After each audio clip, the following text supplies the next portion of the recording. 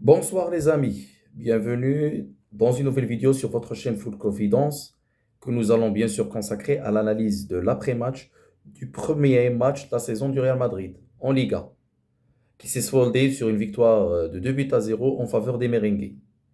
On sait tous que commencer une saison en Liga à Bilbao, c'est jamais une tâche facile, parce que c'est un terrain sur lequel beaucoup de fois, de nombreuses fois, le Real Madrid ou Barcelone ont chuté. On sait tous que l'Atlético de Bilbao est le troisième club historique de l'Espagne. C'est un club qui n'a jamais été relégué en deuxième division en compagnie du Real Madrid et du Barça. C'est un club qui, lorsqu'il rencontre le Real Madrid ou Barcelone, et surtout à San Mamés ou bien au Nuevo San Mamés, parce que là c'est le nouveau San Mamés, les matchs ne sont jamais faciles pour ces deux grands. D'autant plus que le Real Madrid entamait ce match sans Courtois, sans l'avant-centre type. Et on a vu que durant l'avant-saison, le Real Madrid avait largement souffert au niveau du manque de l'avant-centre, ce qui s'est reflété par un manque d'efficacité flagrant. Et donc, c'était trop d'inquiétude et beaucoup de choses que Ancelotti essayait de résoudre. Parce qu'on sait que l'absence de Thibaut Courtois et que Lénine n'apportait pas suffisamment de sécurité, n'apportait pas les garanties nécessaires pour permettre à un club de disputer un grand match. Mais globalement, pour un premier match, c'était une apparition assez réussie des Merengues. On a vu que le Real a évolué avec un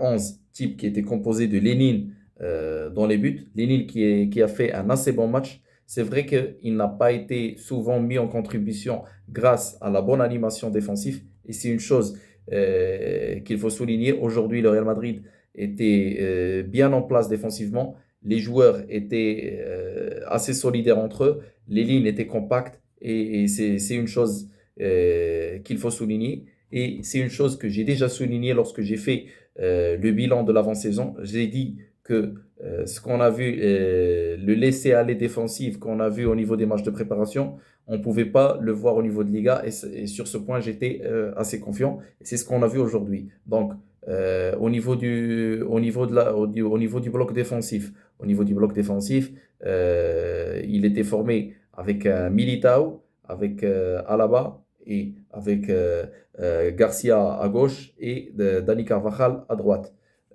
Militao, il y a eu une blessure, c'est encore plus du pain sur la planche de la direction sportive du Real, parce que là, je pense que la blessure ne sera pas courte, et donc là, le Real Madrid aura aussi, si jamais la blessure est longue, il y a ce risque-là, il y aura la nécessité aussi d'avoir un autre axe central de garantie. Vous allez me dire oui, il y a Rudiger, il y a Nacho, je veux dire oui, mais la saison est longue, on vient de perdre Vallejo aussi, et donc là, si jamais la blessure de Militao est longue, et c'est ce qu'on n'espère pas, il y a la nécessité de recruter un autre axe central.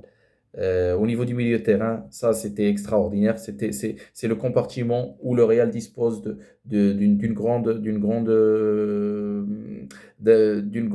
palette de choix. Et donc là, le Real, Ancelotti, il a un problème de riche. On s'est vu qu'il s'est permis le luxe de jouer à San Mamés, qui est quand même un stade difficile et un match très très difficile. Il s'est permis le luxe de reposer et Toni Kroos et Luka Modric, chose qu'on ne pouvait pas se permettre les années précédentes. Et on a vu que l'année dernière, on en a fait les frais en fin de saison, surtout en demi-finale de Champions League, parce que ces joueurs-là étaient au bout du rouleau.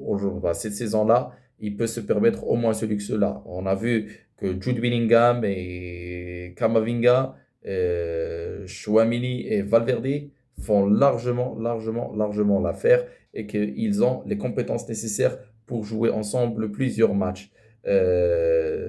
Bellingham, il m'a encore épaté au niveau du milieu de terrain. Comment il est à l'aise. On dirait qu'il a l'habitude de jouer au Real Madrid depuis 5 ans ou 6 ans. Quelle aisance technique, quelle maîtrise. Ça m'a vraiment épaté. Bien sûr, Kamavinga, on ne le discute plus. aussi Chouamini au niveau du milieu défensif et Federico Valverde, là, ils ont bien assuré aujourd'hui. Au niveau de l'attaque, c'était au début, il y avait Vinicius et Rodrigo. On sait que Vinicius et Rodrigo, oui, c'est des bons joueurs qui créent beaucoup d'occasions, qui peuvent même marquer beaucoup de buts, mais ça reste que ce n'est pas des attaquants de pointe. Et on a vu le manque flagrant du finisseur. Parce qu'aujourd'hui, le match avec un vrai finisseur, le score aurait pu être beaucoup plus large. Donc, en deuxième mi-temps, le Real Madrid a bien géré son match. Il n'y a pas, il y a pas eu d'essure froide, il n'y a pas eu d'inquiétude à avoir. C'était une bonne maîtrise avec l'entrée de Kroos et de Modric. Modric qui a encore épaté la galerie avec une concentration et une présence d'esprit. Et il est décisif quand il prend le ballon. Vraiment, ce Modric, plus il vieillit, plus il devient plus dangereux. Vraiment, il faut savourer ces dernières années au plus haut niveau. Vraiment, Luka Modric, il est extraordinaire, il est magnifique. Par contre, Kroos, à chaque fois qu'il rentre en cours de match, il a plus de difficultés à trouver son rythme. C'est pas la première fois qu'il fait une perte de balle au niveau de sa sortie de balle, surtout quand il est dans le but, dans des zones dangereuses. Mais le jeu de Kroos, il est comme ça. Quand tu acceptes un joueur, tu l'acceptes avec ses qualités, avec ses défauts. Bon, heureusement que les qualités de Kroos sont largement supérieures à ses défauts, mais il faut qu'il fasse attention parce que durant l'avant-saison, durant le match amical contre Barcelone, il a fait une bévue au niveau de la sortie de balle et on l'a lourdement payé.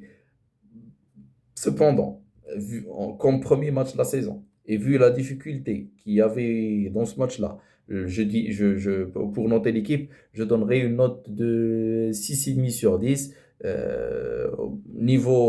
sur le niveau offensif et de 7 à 7,5 jusqu'à 8 au niveau défensif. Ça reste un match très important, un début qui va permettre à l'équipe d'engranger le maximum de confiance et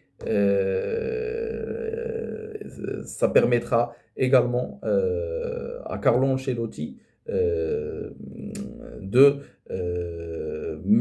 travailler plus aisément. C'était tout pour aujourd'hui. J'attends vos réactions sur les commentaires, même vos critiques, j'aimerais bien échanger. Et je vous dis au revoir et à une autre analyse de match sur votre chaîne Foot Confidence. Merci et au revoir.